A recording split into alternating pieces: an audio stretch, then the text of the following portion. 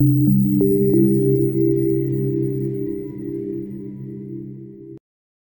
this lesson, we'll be delving into the letters of intent and memorandums of understanding, all the way to the intricate structure of sale and purchase agreements, of SPA negotiations. In M&A, a myriad of agreements guides parties through intricate processes, ensuring transactions proceed with clarity and legal rigor. Amongst these, 3 contracts emerge as particularly pivotal.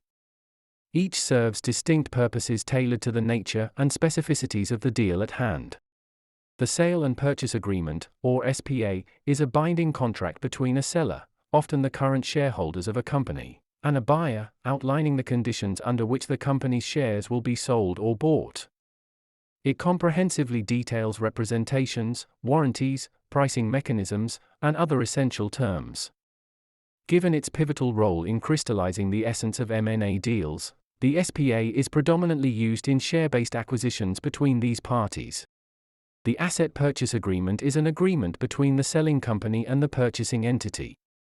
As the name implies, it concentrates on the acquisition of a company's assets, which might encompass tangible assets like machinery and real estate or intangible ones such as patents or trademarks. With an APA, buyers can cherry-pick the specific assets and liabilities they're interested in, a feature that's especially handy when not all assets are coveted or when there's a desire to bypass particular liabilities. A merger agreement, typically agreed upon by 2 companies, outlines the conditions and procedures for their consolidation.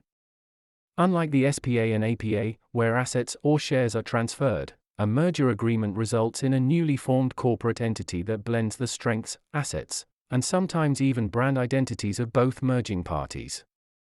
Consequently, both original companies cease their separate existences. The agreement addresses key aspects like share exchange ratios, leadership structures, and potential operational integrations. In this topic, given the SPA's dominance in M&A transactions, we will fully focus on it.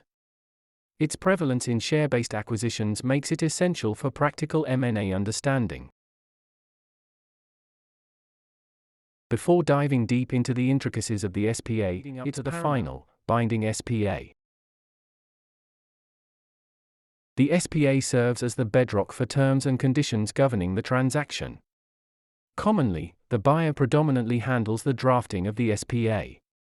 As such, understanding its structure and nuances is fundamental for both parties. SPA structure and vital components. 1. Introduction and definition of scope. The introductory section of an SPA delineates the crux of the agreement, defining the transaction's nature. Key participants typically include the seller, often a business entity or individual parting with assets or shares, and the buyer, the party acquiring them.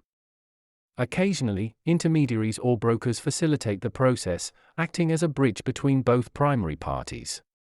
This section provides a clear roadmap for the contents that follow, ensuring clarity and mutual understanding from the outset. 2. Shares, liabilities, and considerations. At the heart of the SPA lies the clear delineation of the exact shares being purchased and the responsibilities the buyer is inheriting. It's vital to specify the number and class of shares being acquired. Moreover, any associated liability, the overall success and integrity of the transaction.